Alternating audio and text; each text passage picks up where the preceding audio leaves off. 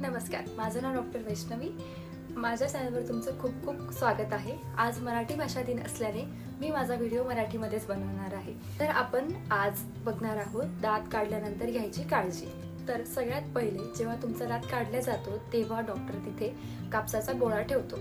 तो 45 मिनिट झाल्यानंतर तिथून काढून फेकून द्यायचा। त्यानंतर तिथे कुठलाही कापसाचा दुसरा बोळा, कपडा किंवा बोट वगैरे लावायचा नाही किंवा तुमच्या जिभेनेही त्याला टच करायचं नाही। आणि एक साधारण 1-1.5 तासानंतर तुम्ही आईस्क्रीम खाऊ शकता।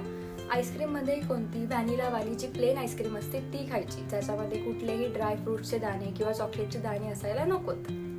त्यानंतर डॉक्टरनी दिलेला गोळ्यांचा डोस घ्यायचा आहे। आणि सगळ्यात महत्त्वाचं म्हणजे तुम्हाला बाहेर कुठेही थुंकायचं नाही पुढच्या 24 तासासाठी जेव्हा तुमचा दात काढला जाईल, कारण तिथे दात काढल्यानंतर त्या जागेवरती ब्लड क्लॉट झालेला असतो। जर तुम्ही बाहेर थुंकलात तर शक्यता असते की तो क्लॉट बाहेर पडण्याची। सो तो जर बाहेर पडला तर ते हिलिंगला स्लो करतं आणि त्याच्यामुळे तो खूप पेनफुल असतं आणि पुढे जाऊन त्याच्यामधून खूप सारे कॉम्प्लिकेशन्स निर्माण होऊ शकतात। त्यामुळे बाहेर थुंकणं कम्प्लिटली अवॉइड करायचं आहे। ते काय असेल ते सगळं गिळून घ्यायचंय, बाहेर थुंकायचं नाही। आणि जेव्हा तुम्ही जेवण कराल तेव्हा ते मऊ असायला हवं असतं, कडक वगैरे किंवा खूप गरम असं खायचं नाहीये। आणि दात काढल्याच्या दुसऱ्या बाजूने खाल्लं तरी चालेल। आणि स्ट्रॉचा वगैरे वापर करायचा नाही अजिबात।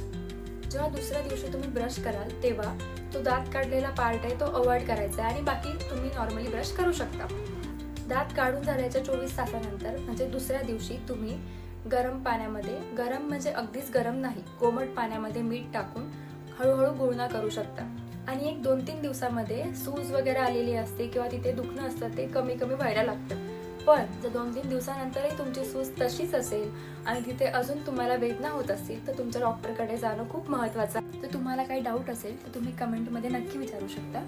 आणि जर तुम्हाला हा व्हिडिओ हेल्पफुल वाटला असेल तर माझ्या चॅनलला सबस्क्राईब करायला अजिबात विसरू नका। भेटूया पुढच्या व्हिडिओमध्ये। धन्यवाद।